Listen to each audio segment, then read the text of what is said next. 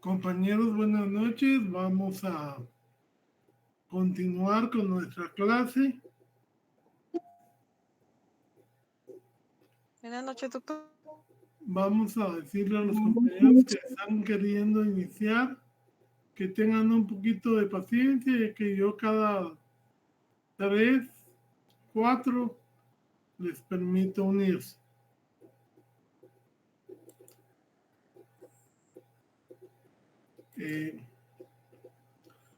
¿Tenían una tarea pendiente para el día de hoy? Para mañana, licenciado. Para mañana, bueno. Entonces, mañana va a estar habilitado el portal. Es bueno, hay en internet modelos de autos de apertura, de autoprocesamiento, de sentencias inclusive del proceso oral guatemalteco. Entonces es bueno que las vayan estudiando. Si logran conseguirlas en vivo, pues también, porque estoy casi seguro que en el examen vamos a hacer una redacción de todo o parte del contenido de unos de esos autos que les estoy mencionando. Para el miércoles vamos a hacer un laboratorio que podría también tener un ejercicio eso. Ya saben, no es que valgan puntos, porque realmente ya ahorita la época de dar puntos ya terminó. Pero yo siempre he tenido la creencia de que si ustedes hacen sus tareas y por mala suerte sacaron 60, pues si hicieron las tareas, no estoy regalando, sino que estoy reconociendo su trabajo. Y para que no se queden con 60, les pongo el puntito hasta 3 para que no se atrasen en sus clases. Entonces, los que ya ganaron, pues no, pero siempre es bueno que ustedes hagan sus tareas, hagan sus ejercicios, hagan sus laboratorios, porque uno nunca sabe si después lo pueden necesitar. Vamos a ver hoy, que ya lo hicieron, por supuesto, la guía del debate. Realmente el debate es la parte medular del proceso penal. Ahí operan varios principios. Opera el principio de inmediación, porque todas las partes tienen que estar en el proceso, las partes principales al menos. No puede haber procesos sin acusado, porque aquí tenemos el principio de que sin acusado no puede haber condena. Entonces no puede haber en un juicio civil un mandatario, ¿no? El procesado tiene que estar presente porque él va a hacer uso de su derecho de defensa material, tiene la posibilidad de contradecir prueba, la posibilidad de impugnar prueba, al igual que su defensor técnico. Ya vimos que hay que estar muy vigilantes de cómo se introduce la prueba al debate y realmente si esa prueba es pertinente o no. Y es admisible, o sea, que tenga un valor real que no violente cualquiera de los otros principios que nuestro código garantiza y además los que garantizan, digamos, la Constitución, las convenciones e inclusive la jurisprudencia de los derechos humanos. Por ejemplo, ahorita hay una ley de amnistía que está revoloteando ahí en el Congreso cuando saben que esa ley sería inconstitucional, porque ya hay jurisprudencia de la Corte Interamericana de Derechos Humanos, de la Corte Europea de Derechos Humanos, que los gobiernos no pueden autorrecetarse impunidad ni a ellos ni a sus antecesores. Y entonces, menos por delitos de lesa humanidad. Para eso se creó la Corte Penal Internacional, para evitar la impunidad por esas leyes que estaban creando los gobiernos que los favorecían especialmente a ellos. Entonces, todas esas cosas, un abogado tiene que estar muy bien preparado para afrontar un debate y no para afrontar violentamente, ¿no? El abogado tiene que ser una persona inteligente, una persona que no va a ir a pelear con su contrincante, sino que va a ir a argumentar al juez. Usted nunca va a convencer al abogado de la parte contraria de sus argumentos. Entonces, al que tiene que convencer es al juez o a los jueces. Y en eso también tienen que tener ustedes en cuenta, para su tarea, revisen si la tarea la podían juzgar un juez, que son jueces unipersonales, o tenía que ser un tribunal. Ese es el primer punto de la tarea, ¿verdad? Ver eso en las sentencias. Tomar en cuenta el tiempo máximo que puede suspenderse un juicio, las causas por las que puede suspenderse, qué causas admiten la restricción al principio de publicidad, porque en un principio todo debate es público, salvo, porque siempre hay excepciones, las causas en que hay una razón de peso, que son de origen sexual, que son de seguridad nacional, que puedan limitar esto. Entonces, Como yo sé que ya hicieron la tarea, yo voy a ir hablando del debate, hablando de la prueba y cómo incorporarla. Y entonces ustedes, en todo caso, me van corrigiendo.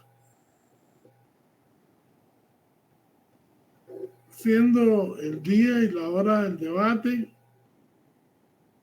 el secretario anuncia que va a realizarse el mismo y que los jueces, vamos a poner ahorita un tribunal por un asesinato,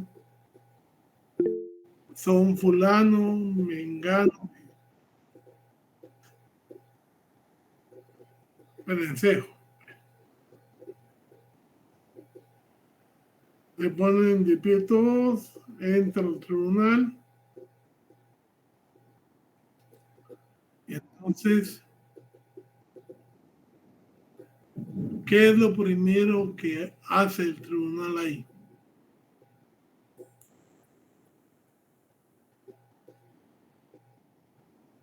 Yo tengo que se declara abierto el debate, licenciado. Uh-huh. ¿Cuál debate? Es que el que yo tengo es de la guía que usted nos dejó, lo tengo por el delito de asesinato. Entonces dice, se declara abierto el debate advirtiéndole al acusado que la actividad que se desarrolla tiene gran importancia para establecer su inocencia o culpabilidad. Ok. Pero en primera instancia, el secretario dice, estamos reunidos para celebrar el debate de la causa número tal, ¿verdad? O sea, identifica el expediente. ¿Sí? Sí, licenciado, gracias. Presenta a los jueces y entonces, ¿qué pasa después? Pueden plantarse excepciones, puede ofrecerse nueva prueba o está prohibido.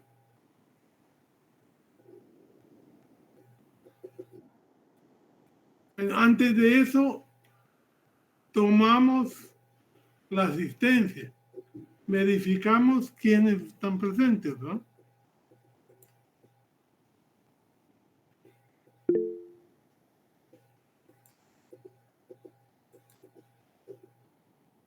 Entonces va a decir el juez.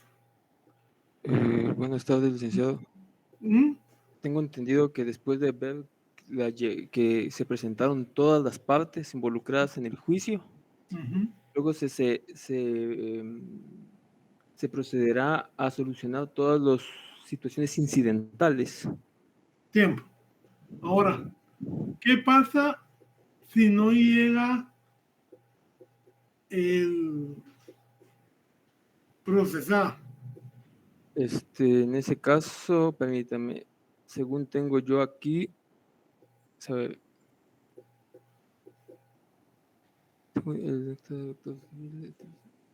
El acusado dice, el acusado no podrá alejarse de la audiencia sin permiso del tribunal si después de declaración rehusare asistir, será custodiado en sala próxima y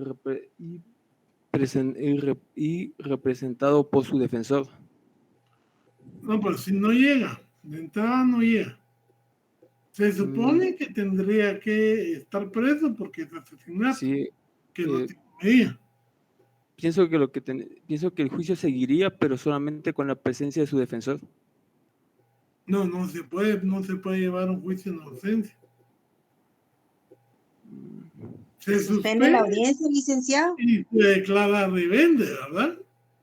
Pues sí, pero como yo pensé que tal vez solo iba en el juicio civil, que se declarara rebelde, pero como este es un acusado, obviamente no se podría esperar pues que llegara.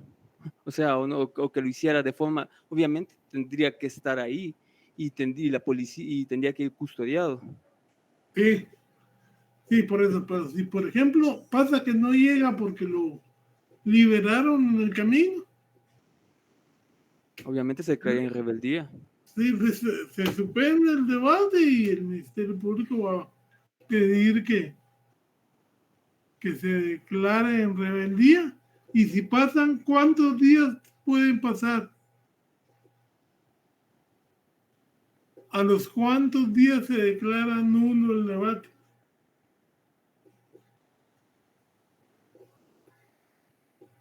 No, no se puede tener suspendido indefinidamente. A ver, Nancy Esther. Licenciado, en lo que yo investigué, aquí dice de que no puede mínimo 10 días ni máximo 15 días. No sé si estoy bien. Sí, o sea, tiene un tiempo máximo, más de 10 días, generalmente se ordena nuevo debate. Pero ya cambian las condiciones porque ya no va a haber, si el acusado estaba libre, no en este caso, sino que en otro, se le va a dictar prisión preventiva. En este se le va a declarar rebelde. Bueno, ¿qué pasa si no llega el defensor? Porque está enfermo, porque se murió, porque... ¿Qué pasa ahí?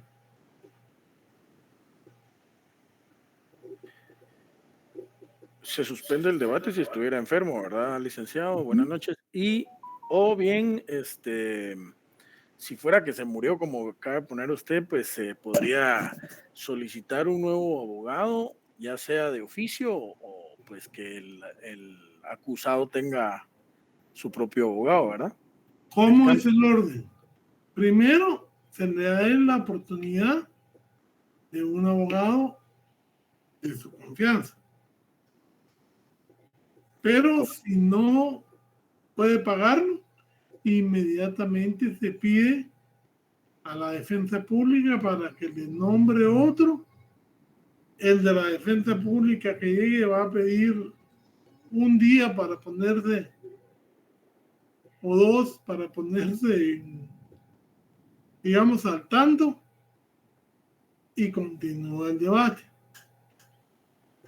¿Qué pasa si no llega el fiscal?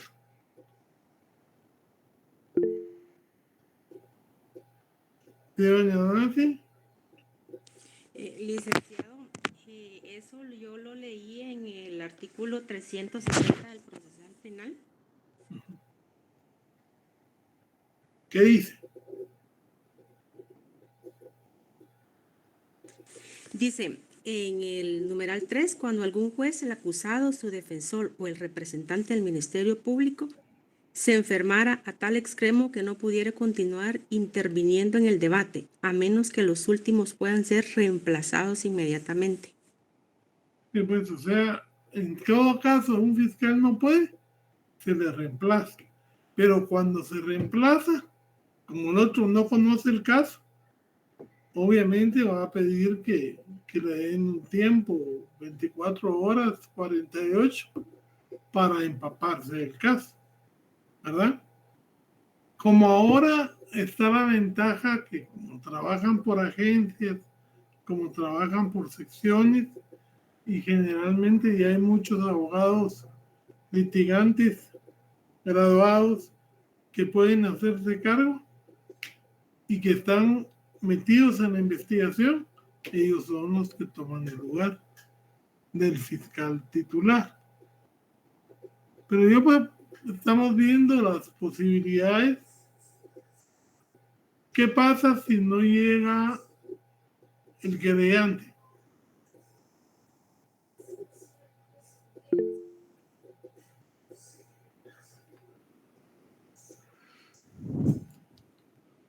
Si el actor civil o el querellante no concurren al debate o se alejan de la audiencia, se tendrá por abandonada su intervención y sin perjuicio de que puedan ser compelidos a comparecer como testigos. Ok, perfecto. Bueno, entonces ya están todos presentes.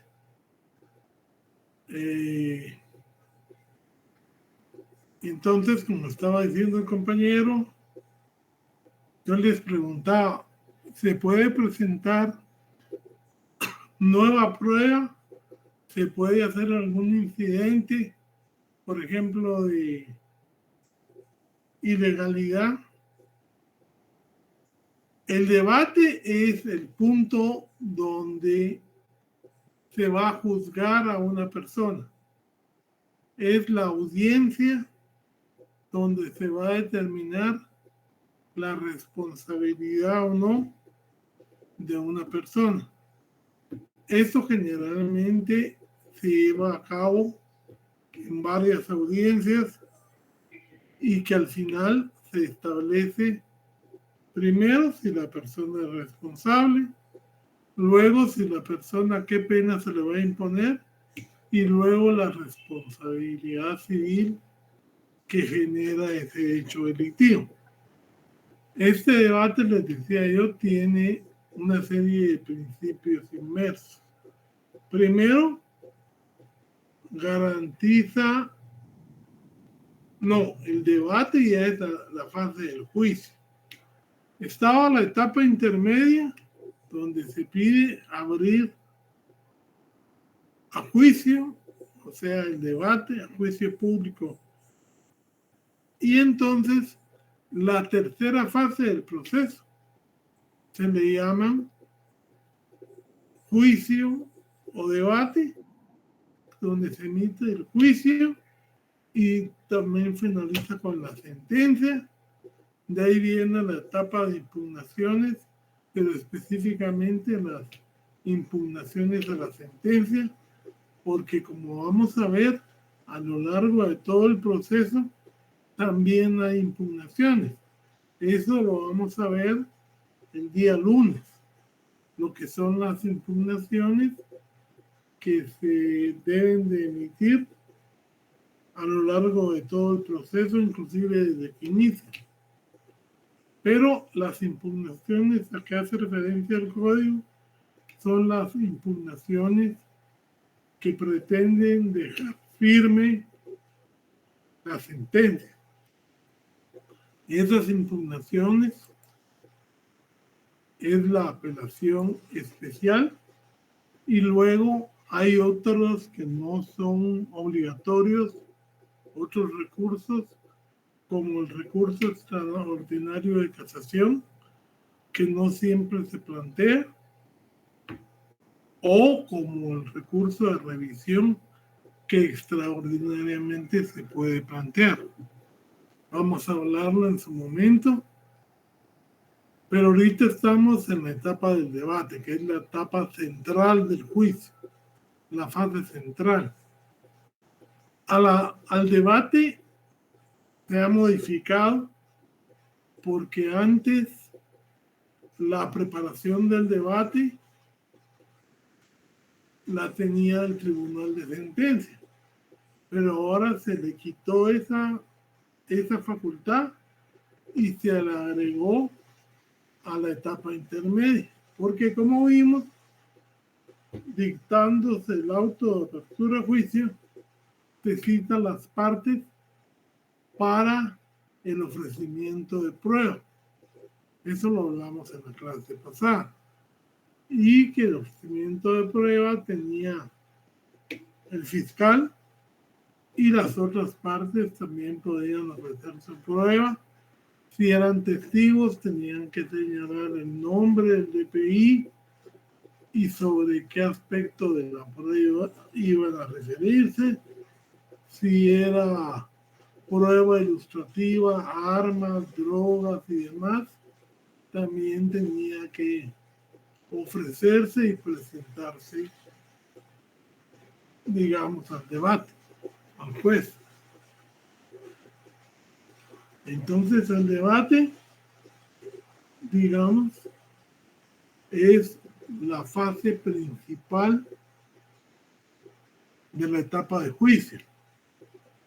Y por eso es que ahí opera un principio que es el que contiene el artículo 12 de la Constitución, que es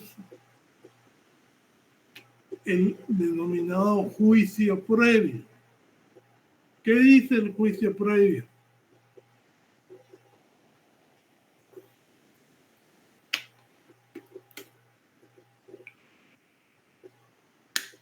que nadie puede ser condenado sin antes haber sido citado, oído y vencido ante el tribunal competente, cuando la prueba que se haya presentado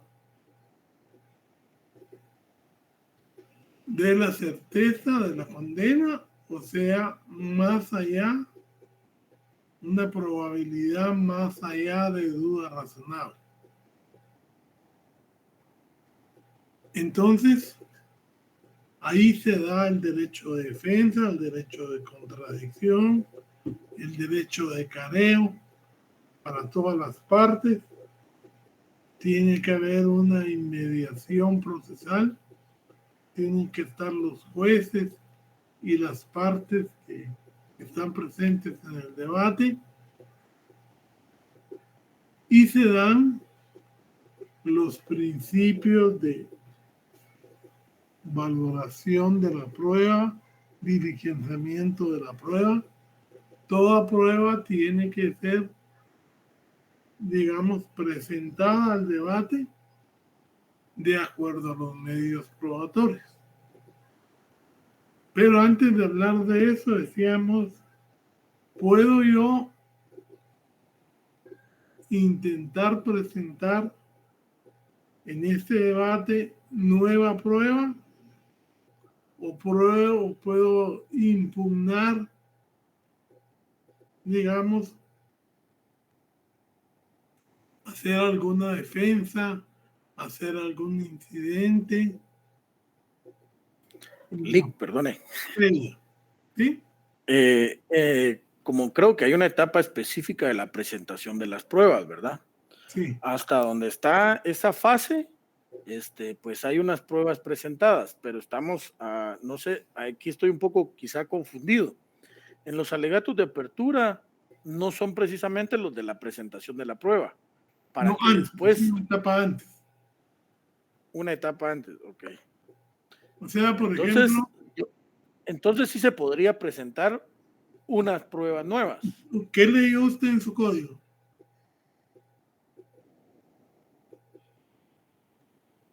Porque dejamos de lectura hacer la guía del debate. ¿Leyó su código? Sí, permítame un segundito. Estaba buscando otras cosas ahorita, se me perdió la de la prueba. Dame un segundo, por favor. Incidentes habla el código. Alguien me lo estaba diciendo ahí. No sé si Edilberto o Edgar. Me hablaban de que ya comprobaba la asistencia.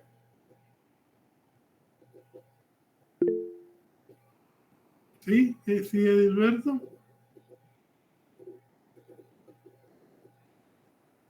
¿Sí, don Edilberto?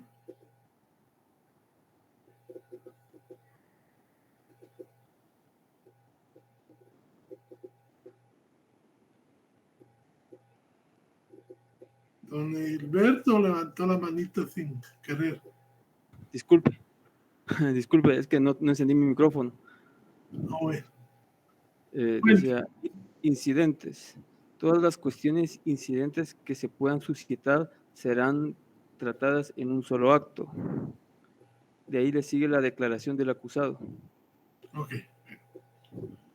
Entonces, incidentes se refieren a cuestiones, por ejemplo, había una persona en el extranjero que al enterarse del hecho, pues pide contribuciones y lo logran traer. Ese es un nuevo testigo, porque no estaba aquí. Entonces, ese testigo puede ser ofrecido demostrando que estaba en el extranjero, que no estaba enterado del caso, pero que sí le constan hechos de relevancia.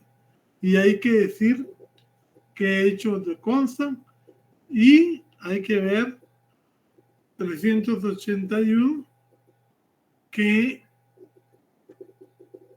nos puede aportar.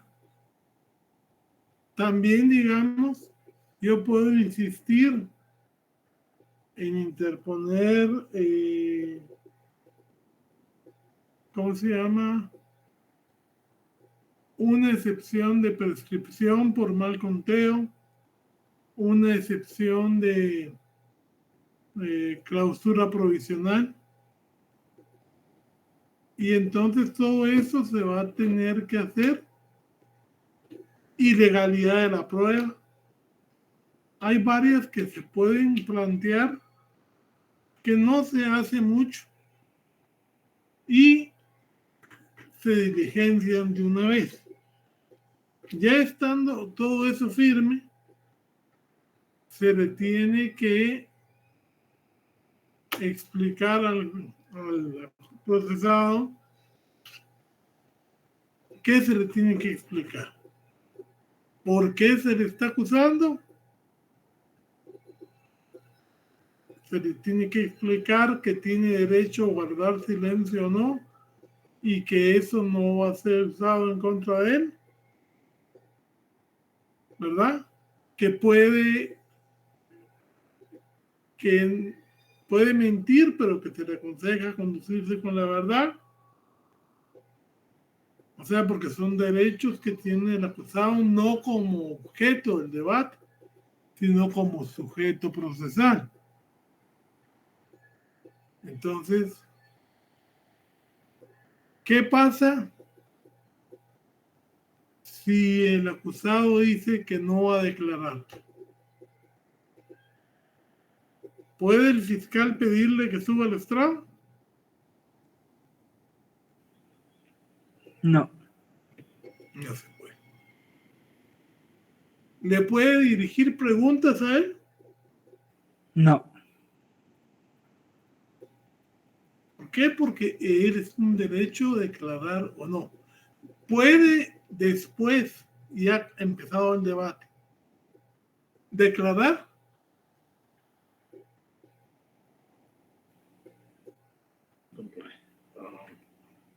Creo que no, licenciado, porque ya empezó el debate. No, bien puede. Él tiene derecho a declarar e intervenir en cualquier momento del debate.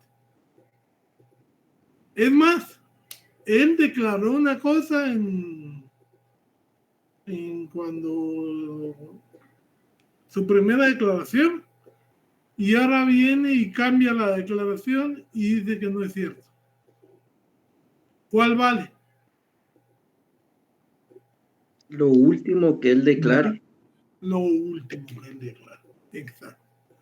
Es más, al acusado nunca se le protesta.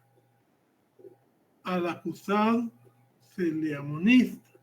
¿Por qué? Porque el acusado tiene derecho a mentir, a omitir, a callar, porque él es una persona. Y el ser humano, por su propia condición de ser humano, va a defenderse de ser hallado culpable. Entonces, no se le protesta como los testigos, sino que se le amonesta. ¿Cuál es la amonestación que se le hace al acusado?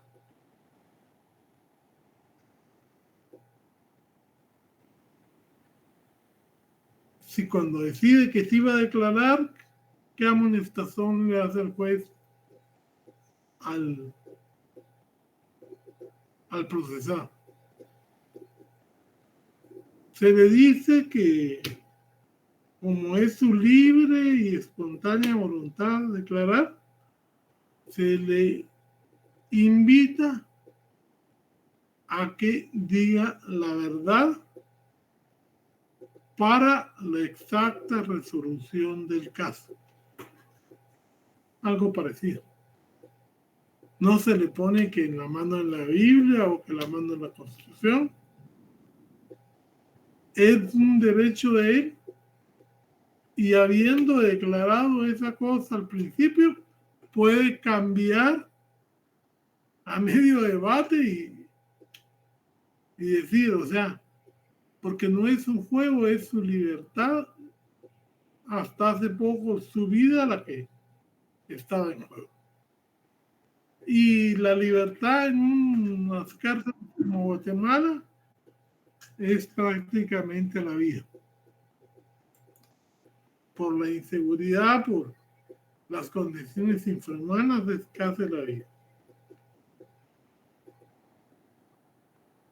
Bueno.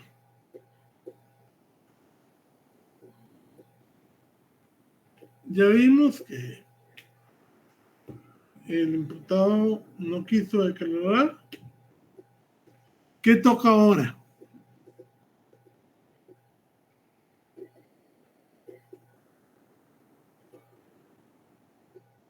El discurso de apertura. ¿A quién le corresponde acusar? Al Ministerio Público. Ok. Entonces, ¿qué va a hacer el Ministerio Público? Le va a explicar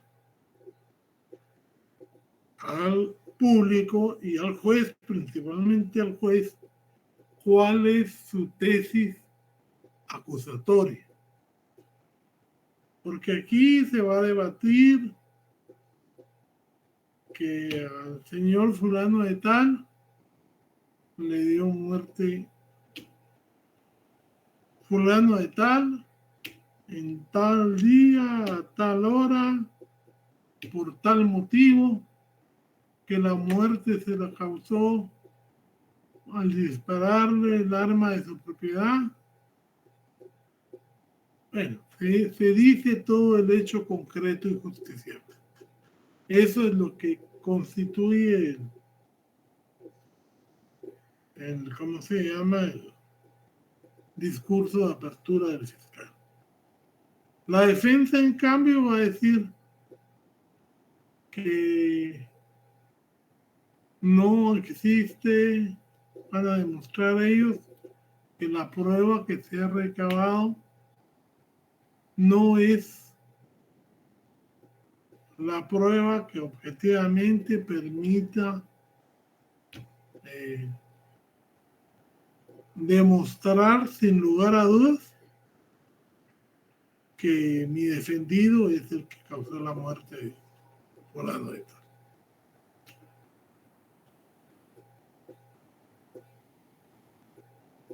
Y de ahí, ¿qué procede?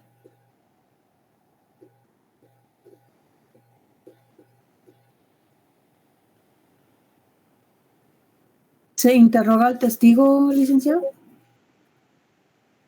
El código habla de un orden. Peritos, testigos y demás pruebas.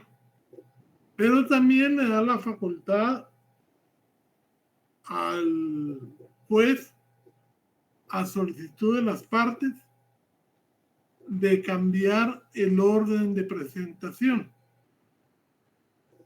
¿Qué piensan ustedes? Eso se les pregunto como litigantes. Del orden de presentación. ¿Es lógico? ¿No es lógico? ¿Nos favorece o no nos favorece? Y en su caso, ¿a quién le favorece más? Ustedes han visto debates, ¿o no? Sí, pero de los Estados Unidos. No, pero aquí en Guatemala, ¿ustedes han asistido a un debate?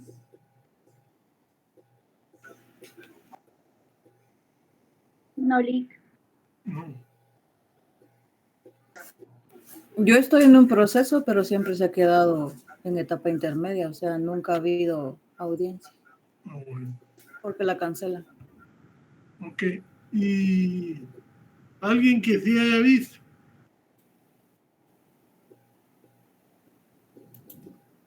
A ver, léame el orden, el artículo que tiene el orden de presentación de la prueba.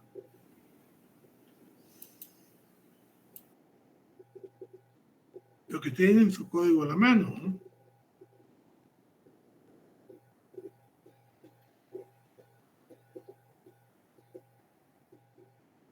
¿Qué dice apertura, licenciado? El 368. Sí.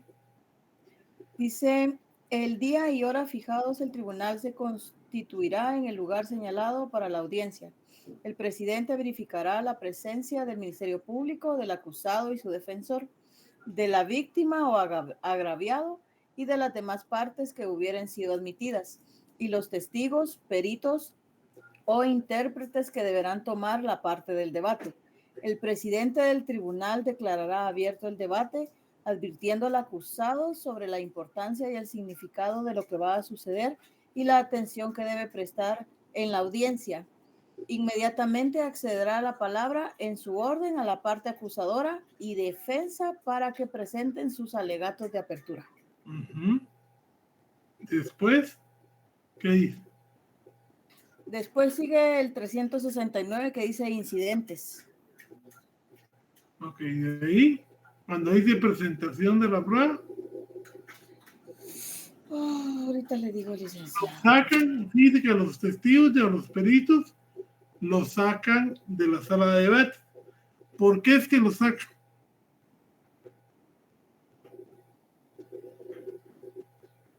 Los sacan para que no se contaminen, para que no pueda haber, no se puedan poner de acuerdo, no oigan los que el otro dijo. Es decir, porque entre los testigos pueden estar platicando o si oyen una cosa, pueden repetirlo y entonces se desaísla y se cuida incluso que no haya comunicación entre ellos. Para que no sean influenciados de alguna manera con algo, con lo que se escuche dentro de la sala, licenciado. Exacto. Inclusive que no los vayan a amenazar, que no los vayan a cohechar, porque ustedes saben que de todo hay en la viña del Señor, ¿verdad? ¿Qué más, Brenda? Dice, licenciado, que yo he estado en audiencias de debate en diferentes juzgados.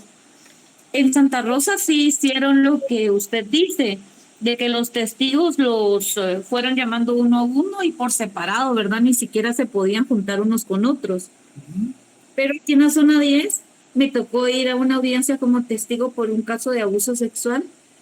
Y sí nos dejaron juntas, incluso la familia de la persona que estaba detenida pasaba frente a nosotros intimidándonos, ¿verdad? Y se cuchicheaba con otras personas y no había ninguna autoridad a la par de nosotros ni que nos indicara qué hacer, hasta que nos fueron llamando una a una las personas que llegamos como testigos.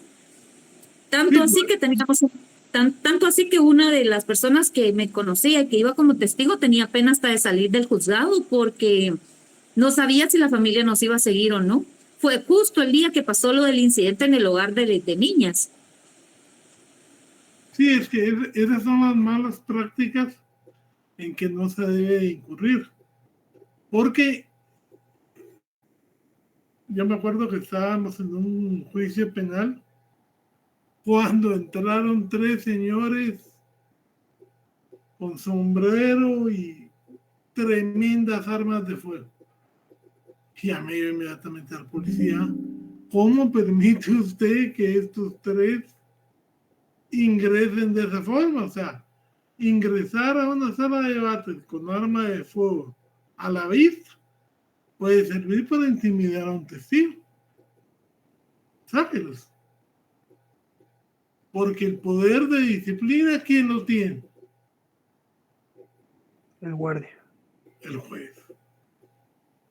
Y en la sala el presidente, porque nosotros no estábamos viendo ni siquiera la primera instancia, sino que una apelación. Pero entonces estaban queriendo intimidarnos a nosotros. Yo le dije, no, sáquelos, que eso es ilegal. Nadie puede entrar con armas ahí.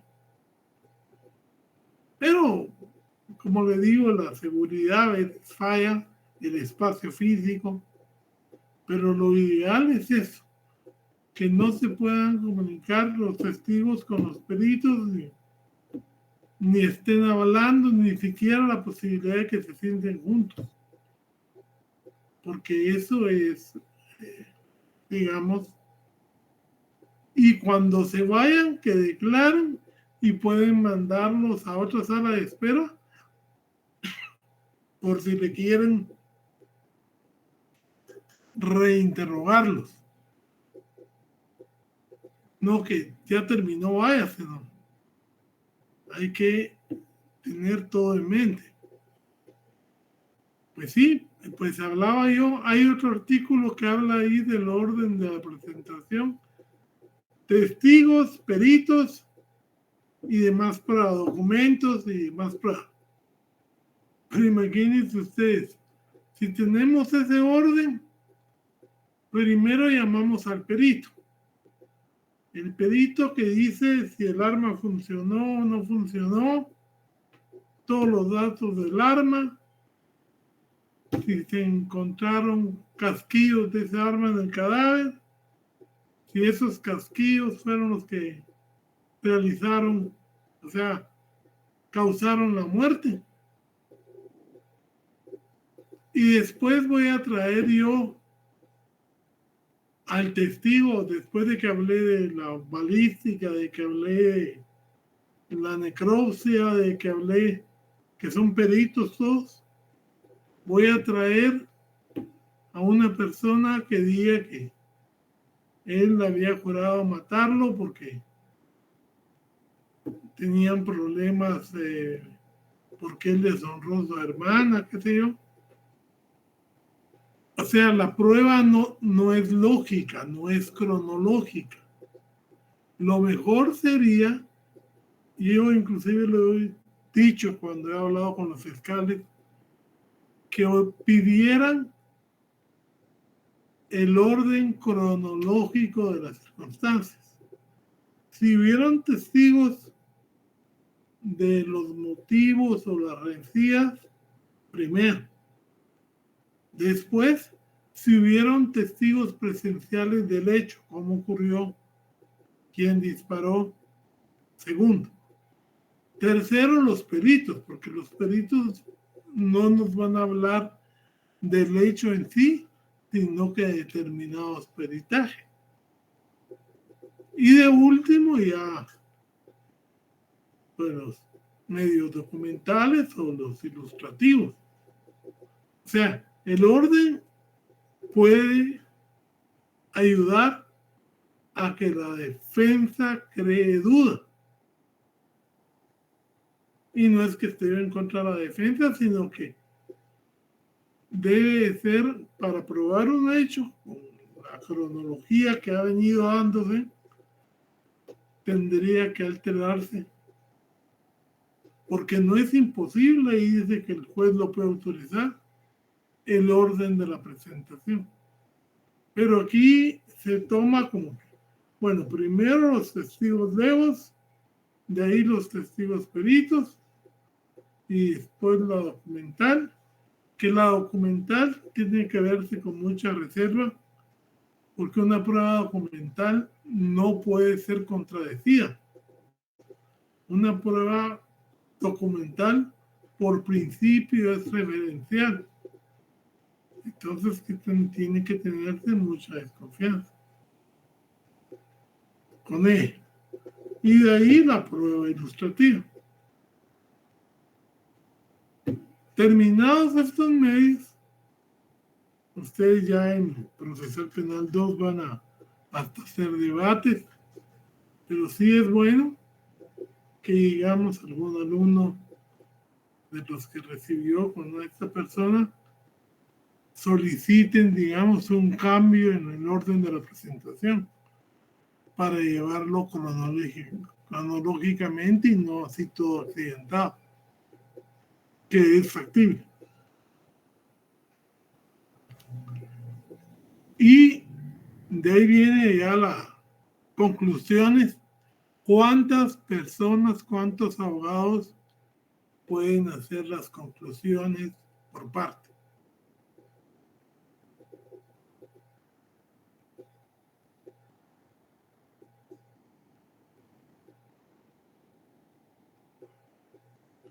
A ver, léame el fundamento legal, don Christopher Príncipe Mendoza.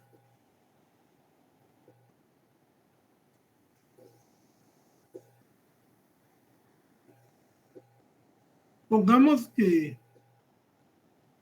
una persona,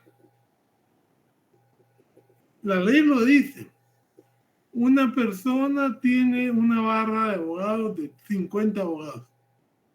¿Pueden estar los 50 en la sala? Sí, licenciado, pero solamente uno va a tomar la palabra según el artículo 382 del Código Procesal Penal. Entonces, ahí él puede tener en la mesa, no creo que le pongan los 50, pueden estar en el público, pero solo uno va a tener posibilidad de dar sus conclusiones. Y la conclusión no es más que la evaluación de los hechos que fueron demostrados. O sea, si yo llevé mi prueba acorde a los elementos del delito, mi prueba va a ser: el señor fulano tenía problemas con el señor Tutano por tales y tales hechos que se comprobaron con la declaración de los testigos A, B, C, las cartas que vimos, y el día que se enfrentaron hubo una discusión que vieron tales testigos, y el señor tal iracundo sacó su revólver y le disparó. Ese revólver él lo había comprado hace tantos años, estaba a su nombre, nunca había sido perdido. Las balas que ingresaron al cadáver, como dijo el doctor, y que le provocaron la muerte, fueron percutadas de esa pistola, como indicó el médico, el balístico. O sea, el discurso para el fiscal es fácil si tiene todos los hechos y si la defensa no ha sembrado duda en las declaraciones de los médicos, en las declaraciones de los testigos, porque si hay duda razonable, lo lógico sería la absolución, ¿verdad? Es por eso que cuando los testigos o los peritos, está el testigo que lo propone. Entonces el testigo que lo propone no puede decirle, por ejemplo, yo soy fiscal, no puedo decirle al médico, yo al médico lo tengo que acreditar con su experiencia, con sus conocimientos, a base de preguntas, ¿no? ¿Usted cuántos años lleva de trabajar en el INASIF? 10 años, ¿no? ¿Cuántas necropsias hace por año en promedio? ¿Qué cursos de especialización ha recibido? Ahí yo puedo preguntarle para acreditar su expertise. Pero ya cuando yo voy a hacer el interrogatorio de ese perito, cuénteme, usted realizó la necropsia del señor fulano de tal. Entonces él me responde. ¿Y cuáles fueron sus observaciones? cuál fue la causa de la muerte, por qué es que él murió. Entonces yo hago preguntas abiertas porque me interesa que el testigo sea el que me dé la información. En el contrainterrogatorio,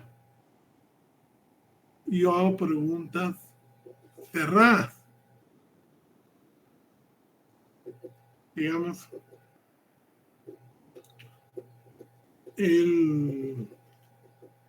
la persona al que usted hizo la necropsia tenía antecedentes médicos del corazón, padecía del corazón.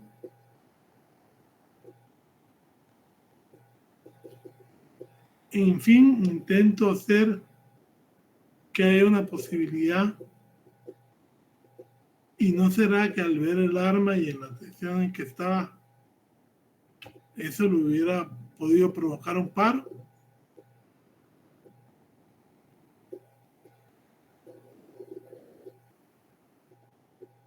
¿Cuál era su edad? ¿Cuál era la edad de la víctima? Estas cuestiones que puedan generar alguna duda. Porque puede ser que los disparos sean entrado, pero no sean lo que lo mató. O sea, este es un ejercicio así de interrogatorio y contrainterrogatorio de un perito, y con desde que yo tengo derecho a un consultor médico. Entonces él me puede decir, mira, por la edad que tiene el señor, solo al ver el arma, le pudo haber dado un paro del susto y que las balas, cuando entraron, ya no fueran las que le hayan causado la muerte. O que aún con las balas, él ya estaba en proceso de muerte. Si el consejero me da esa afirmación, yo tal vez pueda hacer esas preguntas y sembrar duda. El área donde fue la bala, todo, nos puede decir muchas cosas. Entonces, la verdad es que en el contrainterrogatorio lo que más hay que hacer es oír al testigo, verlo. En Puerto Rico yo estuve en una sesión de testigos